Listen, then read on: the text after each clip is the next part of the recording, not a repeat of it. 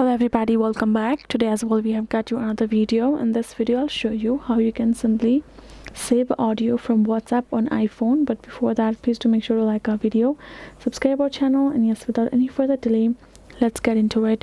For that matter, you simply have to access your WhatsApp app on your mobile phone, and right over here you're gonna go back a bit, and this is how your WhatsApp gonna appear in the chat section, right? So here in this section, go ahead, simply access a particular user whom you would like to send in audio or you have received so, and if you would like to simply download it. So for example, see, this is the one audio of ours, right? If you would like to save it to device, you have to simply press and hold on that, and now you will find this kind of options for it too, including forward, delete, pin, and star, etc., right? If you would like to simply download it, for that matter, tap on this forward option. Now you will find this kind of interface. Tap on this little share icon in the bottom right. Now simply scroll up a bit and now tap on this save to files option.